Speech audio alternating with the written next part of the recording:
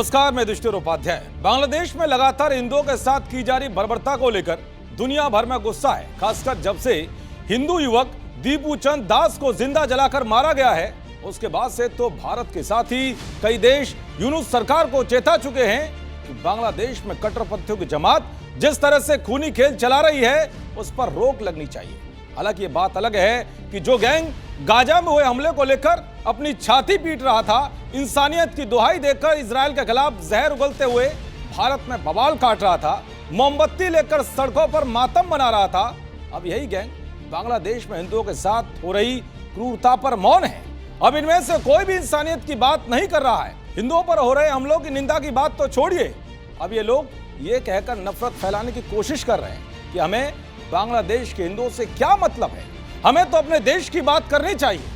अब आप समझ सकते हैं कि ये लोग मजहबी कट्टरता में कितने अंधे हो गए, और इन्हीं में से ऐसे लोग निकलते हैं जो दुश्मनों के लिए देश के खिलाफ गद्दारी करते हैं और खून खराबा करने के लिए खुद को भी उड़ा लेते हैं। बांग्लादेश में हिंदुओं के साथ हो रही बर्बरता को लेकर जिस मुस्लिम नेता के रिएक्शन पर सबकी नजर थी, अब उन्होंने बड़ा बयान देकर कट्टरपंथियों को भी चौंका दिया है। दरअसल मैं बात कर रहा हूं AIMIM के सांसद असदुद्दीन ओवैसी की, जिन्हें मुस्लिमों का बड़ा नेता बताया जाता है, जिन्होंने पहलगाम में हुए हमले के बाद पाकिस्तान की आतंकी सोच को दुनिया के कई देशों में जा जाकर बेनकाब किया था। अब उन्होंने बांग्लादेश में हो रहे हिंदू विरोधी हमलों पर बड़ा रिएक्शन दिया है।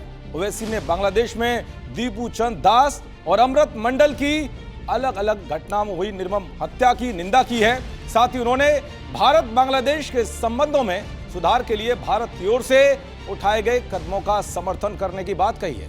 ओवैसी ने कहा है कि बांग्लादेश में लगभग 2 करोड़ अल्पसंख्यक हिंदू समाज के लोग रहते हैं और बांग्लादेश का निर्माण धर्मनिरपेक्ष बांग्ला राष्ट्रवाद के आधार पर हुआ।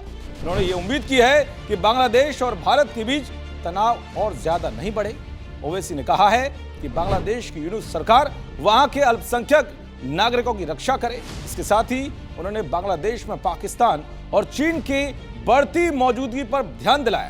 उन्होंने कहा कि क्षेत्र में भारत विरोधी ताकतें जैसे पाकिस्तान की ISI और चीन मौजूद हैं, यानी कि ओवैसी ने यूनुस को आईना दिखाते हुए बांग्लादेश में जो कुछ भी हो रहा है उसके पीछे पाकिस्तान का हाथ बताया है। साथ ही ये मांग की है कि यूनुस हिंदुओं की सुरक्षा सुनिश्चित करे। दरअसल ओवैसी का यह बयान ऐसे वक्त में आया है जब कुछ घंटे पहले ही एक बार फिर कट्टरपंथियों ने हिंदुओं पर अटैक करते हुए उनके 5 घरों को फूंक डाला है।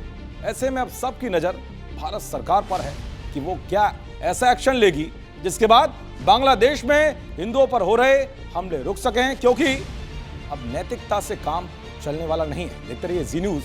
नमस्कार।